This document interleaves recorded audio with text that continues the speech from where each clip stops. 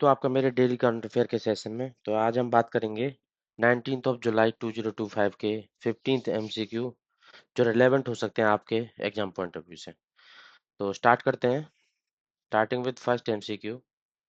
Which international report has recently highlighted that 22% of the world's wetland have been lost since 1970?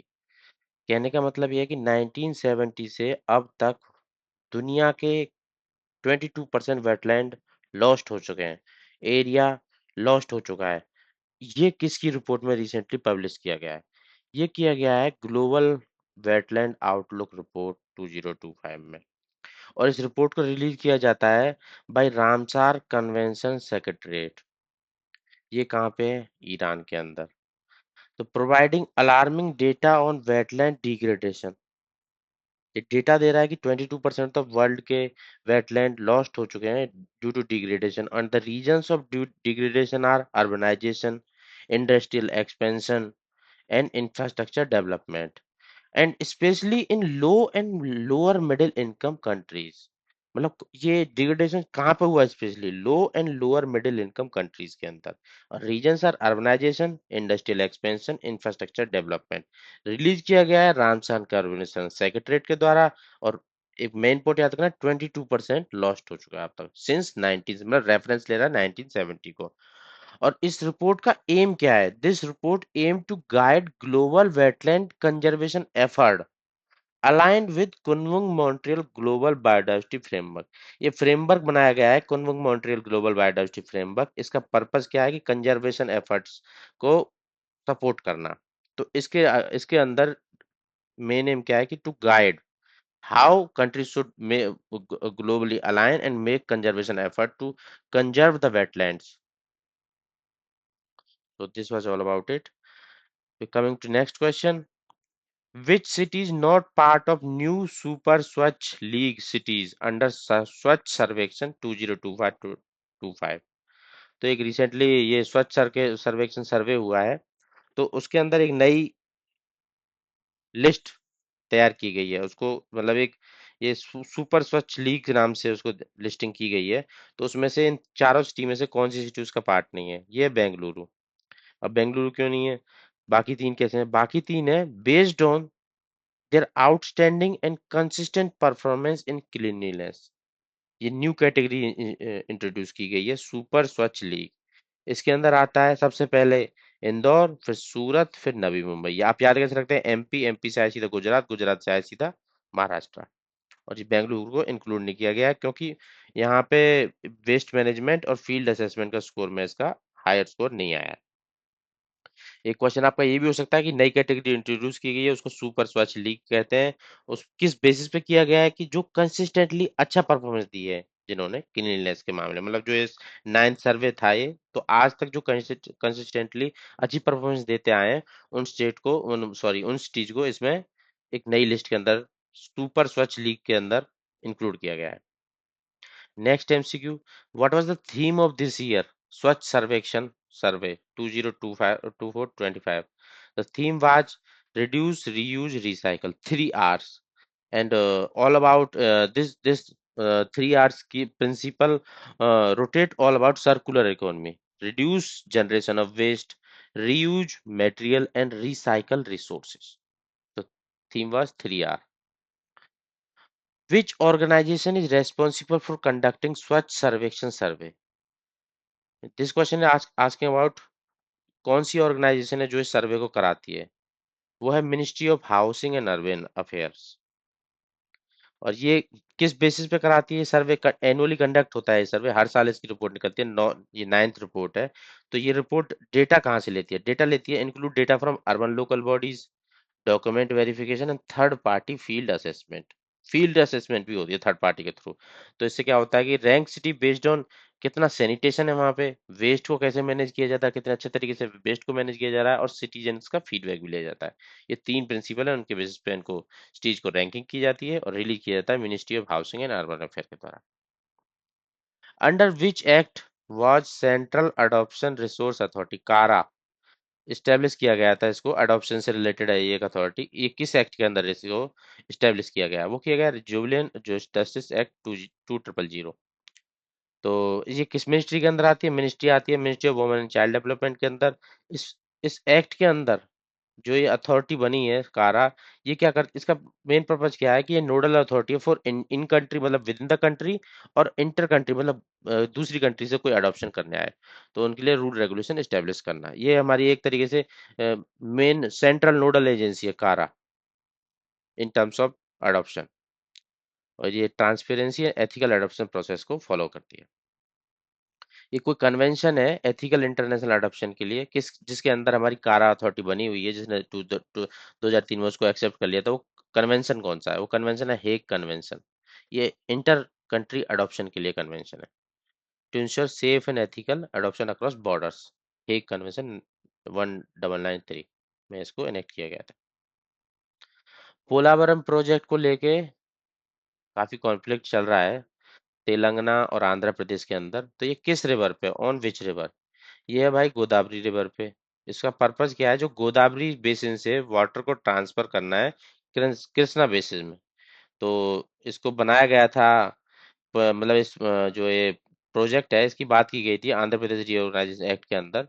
But इसको लेके तेलंगाना को कुछ object मतलब issues face कर रहा है, तो उसने ऑब्जेक्शन किया इस प्रोजेक्ट को लेके।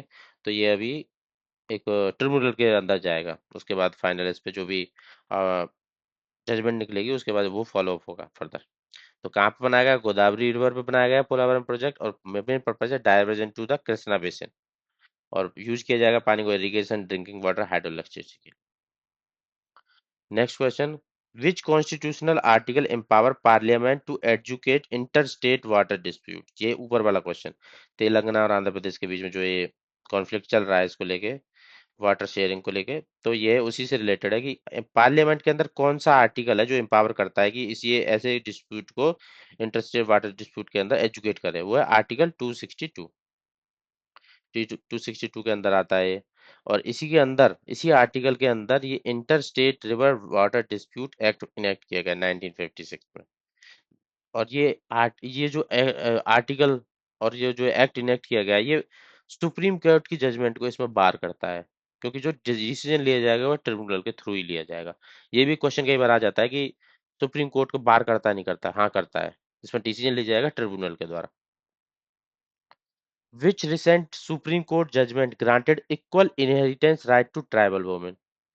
इनहेरिटेंस मतलब माँ बाप पेरेंट्स की, मतलब जो अपनी जनरेशनल प्रॉपर्टी ट्रांसफर होती है उसके लिए ट्राइबल वुमेन को भी राइट्स दे दिए गए हैं। एक सुप्रीम कोर्ट की रिसेंट जजमेंट आई है, तो उस जजमेंट का नाम बताओ। उस जजमेंट का नाम है रामचरण वर्सेस सुखाराम। तो इसमें सुप्रीम कोर्ट ने क्या बोला है? सुप्रीम कोर्ट ने बोला है कि कोई मतलब कस्टम्स के बेस पे हम वुमेन्स को एक्सक्लूड नहीं कर सकते इनहेरिटेंस से, unless the custom is proven to be reasonable. Reasonable होना चाहिए, कोई ग्राउंड होना चाहिए जिसके बेस पे उनको एक्सक्लूड किया जाए। तो कोर्ट ने जजमेंट दी है। तो अनटिल एंड अनलेस कोई रीजनेबल वैलिड ग्राउंड नहीं आए कोर्ट के सामने, कोई ऐसी दलील आप पेश नहीं करो जिससे रीजनेबल लगे कि वुमेन्स को एक्सक्लूड किया जाएगा, तब तक women should be treated equally under article 14 and article 15 non discrimination of the constitution. बस आपको बस ये केस आप याद रखोगे प्रीलिम्स में पॉइंट ऑफ व्यू से, तो काफी हेल्पफुल रहेगा आपके एग्जाम के लिए, किसी कोई भी एग्जाम हो। रामचरण वर्सेस सुखाराम, ये वुमेन को इनहेरिटेंस राइट दिलाने के लिए इस एक्ट को इनेक्ट किया गया। मतलब ये केस था, उसके अंदर सुप्रीम कोर्ट की जजमेंट आई है, तो वो आपको याद रखनी है। National financial reporting authority was establish under which act? मतलब फाइनेंस का रिपोर्टिंग कैसे करना है उसके लिए अथॉरिटी को मतलब इनेक्ट किया गया है। ये की गई है कंपनीज एक्ट 2013 के अंदर। तो एक स्टैट्यूटरी बॉडी है, पहली बात तो आपको याद रखनी है, एक स्टैट्यूटरी बॉडी है नेशनल फाइनेंसिंग रिपोर्टिंग अथॉरिटी। तो इसमें क्या होता था कि जैसे अगर ऑडिटर्स आते थे तो उनका एक प्रॉपर अकाउंटिंग स्टैंडर्ड्स नहीं होता था कि डेटा को ऐसे विजुलाइज डॉलर्स में दिखाओ या इनर में दिखाओ, लॉसेस को यहाँ पे दिखाओ वहाँ और प्रॉफिट को इधर दिखाओ। तो उससे क्या होता था कि चांसेस बढ़ते थे कॉर्पोरेट में फ्रॉड्स होने के। तो इसने नेशनल फाइनेंशियल रिपोर्टिंग अथॉरिटी का स्टैंडर्ड बना दिया, अकाउंटिंग स्टैंडर्ड, आपको ऐसे अकाउंट रखना है ताकि ऑडिटर को परेशानी नहीं झेलनी पड़े और वो इजीली आपकी और शीट का ऑडिटिंग कर पाए, जिससे फ्रॉड, कॉर्पोरेट फ्रॉड को भी पकड़ा जा सकता है और बाकी कॉर्पोरेट्स को भी अपना फाइनेंस मैनेज करने में हेल्प मिलती है। तो एक स्टैट्यूटरी अथॉरिटी और एक्ट 20 कंपनीज एक्ट 2013 के अंदर इसको इनेक्ट किया गया है। What is the primary aim of economic census by MOSPI, ministry of statistics and programme implementation के द्वारा एक इकोनॉमिक सेंसस हुआ, उसका प्राइमरी एम क्या है? उसका प्राइमरी एम है to count economic activity. Economic activities के अंदर क्या होगा, बड़े इंडस्ट्रियलिस्ट एंटरप्रेन्योरशिप एक्टिविटी हो रही है उन सबको अकाउंट उसकी डिटेल डेटाबेस बनाना, इसका मेन पर्पज है। रिपोर्ट किसने बनाई थी? मॉस्पी ने बनाई थी। Ministry of static programme implementation है। इससे क्या होगा, बेटर इकोनॉमिक प्लानिंग होगी और पॉलिसी मेकिंग होगी गवर्नमेंट के द्वारा। ये मेन पर्पज। सिम्बैक्स अभी मैरीटाइम बायलैटरल एक्सरसाइज इंडिया का और किस कंट्री के बीच में कंडक्ट की जाती है? ये की जाती है इंडिया और सिंगापुर के बीच में। Singapore India marine bilateral exercise. तो इसको ये सिंगापुर के साथ की जाती है। इससे क्या होता है कि ये इंडिया क्या रिफ्लेक्ट करता है? ये रिफ्लेक्ट करता है इंडिया की act east policy and vision Sagar security and growth for all in region. बस आपको इतना याद रखोगे ना किसके साथ एक्सरसाइज हो रही है, उससे भी आपका क्वेश्चन कन्वर्ट हो जाएगा और आप स्कोर कर पाओगे। बाकी ये मेंस पॉइंट ऑफ व्यू से अगर आप यूपीएससी यूपीपीएससी वगैरह एग्जाम दे रहे हो कि इससे एक्सरसाइज कराने का मेन पर्पस क्या होता है और साउथ ईस्ट एशियन नेशन के साथ करा रहे हैं, तो इससे क्या होता है कि रिफ्लेक्ट होता है इंडिया की एक्ट ईस्ट पॉलिसी और विजन सागर। प्रधानमंत्री विरासत का संवर्धन, PM Vikas converges how many minority scheme. तो पहला तो आपको ये पता चल गया, क्वेश्चन ऐसे भी आ सकता था कि पीएम विकास जो अभी लॉन्च किया गया है वो कितनी स्कीम को कन्वर्ट करता है, वो स्कीम किस से रिलेटेड है? वो माइनॉरिटी से रिलेटेड है। और इसके अंदर कन्वर्ट किया गया 5 स्कीम्स को। 5 स्कीम्स को कन्वर्ट किया, माइनॉरिटीज के रिलेटेड है। उन स्कीम्स का नाम आपको पता होगा, सीखो और कमाओ, उस्ताद, नई रोशनी, नई मंजिल, हमारी धरोहर। मेन पर्पज क्या है इसका? टू एम्पावर माइनॉरिटी कम्युनिटी, तो स्किल देना, एंटरप्रेन्योरशिप देना और कल्चर डेवलप करना, मतलब जो स्किल्स भी उनको प्रोवाइड कराना, एंटरप्रेन्योरशिप टेक्निक प्रोवाइड कराना और उनका कल्चर को भी डेवलप करना माइनॉरिटी। और ये आता है मिनिस्ट्री ऑफ माइनॉरिटी अफेयर्स के अंदर। पीएम विकास, विरासत का संवर्धन, ये फुल फॉर्म भी आपको पता रहनी चाहिए। नेक्स्ट एमसीक्यू है, which country recently receive 3 lakh doses of India measles rubella vaccine. Measles rubella vaccine की हमने रिसेंटली एक शिपमेंट भेजी है। वो किस कंट्री को भेजी है 3 लाख डोजेस की? वो भेजी है बोलीविया को। और बोलीविया कहाँ पड़ता है? साउथ अमेरिका में, लैंडलॉक कंट्री है। तो वहाँ पे इंडिया ने ह्यूमैनिटेरियन सपोर्ट भेजी है क्योंकि वहाँ पे इसका आउटब्रेक हो गया है मीजल्स एंड रूबेला का, तो इसको सेंड किया गया शिपमेंट। नेक्स्ट टाइम्स की रिसेंटली इंडिया ने आकाश प्राइम का टेस्टिंग की है, हाई एल्टीट्यूड पे टेस्टिंग की है। तो कौन सी जगह पे हाई एल्टीट्यूड, ये पता होना चाहिए पहले तो आपको। ये की है लद्दाख में। लद्दाख में की है। तो ये पूछ रहा है आकाश प्राइम ये किस टाइप की मिसाइल है? ये surface to air missile, surface to air missile है और इसको डेवलप किया गया है डीआरडीओ के द्वारा। और इसको design to perform in harsh weather and high altitude areas like Ladakh with better accuracy and rugged performance. Surface to air missile है और इसको बनाया किसने? डीआरडीओ ने। और इसको टेस्टिंग कहाँ पे की गई है? टेस्टिंग का तो मुझे लगता है आएगा नहीं, ये पता नहीं चाहिए Akash prime surface to air missile और डीआरडीओ ने इसको डेवलप किया है। दैट्स इनफ, इतना काफी है इसको इस क्वेश्चन से related. So these were all the 15 question relevant from exam point of view based on 19 जुलाई, मतलब नेक्स्ट डे बनाता हूँ, पिछले डे का ही डेटा होता है मेनली। तो एग्जाम पॉइंट ऑफ व्यू से काफी इंपॉर्टेंट है। अगर आप मेरा कंटेंट देख रहे हो, मुझे फॉलो कर रहे हो, तो अपने दोस्तों के साथ शेयर करो। अगर जो फॉलो नहीं कर रहे हैं वो भी फॉलो करो। और मेरा कंटेंट कैसा लग रहा है आप ये भी कमेंट के थ्रू मुझे बता सकते हैं, और मुझे क्या इंप्रूवमेंट करने की जरूरत है वो भी बता सकते हैं। So this was all about for today. मिलते हैं कल। Thank you. Stay stay updated, stay